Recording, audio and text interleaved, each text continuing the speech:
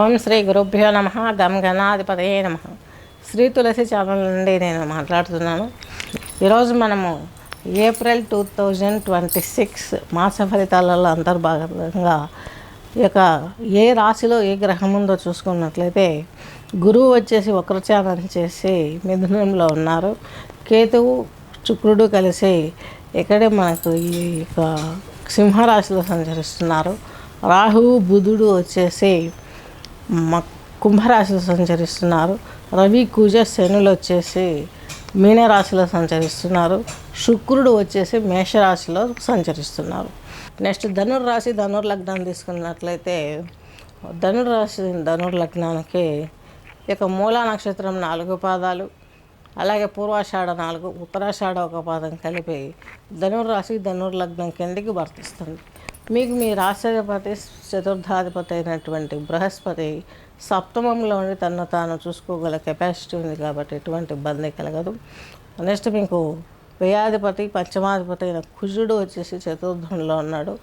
భాగ్యాధిపతి అయినటువంటి రవి కూడా మీకు చతుర్థంలో ఉన్నారు.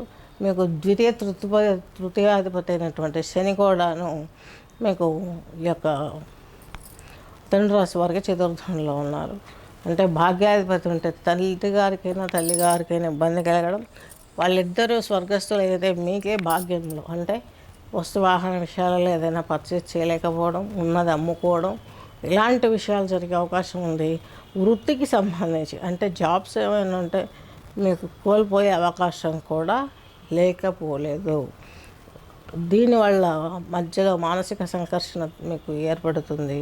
అందులో నుండి మీరు బయటపడాలంటే చక్కగా వెంకటేశ్వర స్వామికి కళ్యాణం చేయించినట్లయితే తిరుమల కాకుండా ఎక్కడైనా మీ ఊర్లలో వెంకటేశ్వర స్వామి గుడి ఉంటే కళ్యాణం చేయిస్తే ఒక 7 వారాలు మీ జీవితంలో శని ద్వారా వచ్చే అపచారాలు, ఎందుకంటే ఈ యొక్క మీకు అర్ధాష్టమ శని ఉంది ధనుర్రాశి ధనుర్లగ్నం వారికి.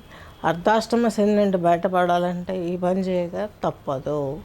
చక్కగా మీ జీవితాన్ని మీరు గడుపుకోవటానికి యొక్క చిన్న రెమెడీ చాలు.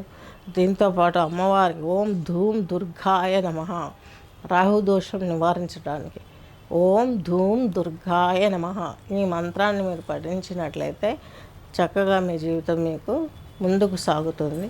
స్వస్తి.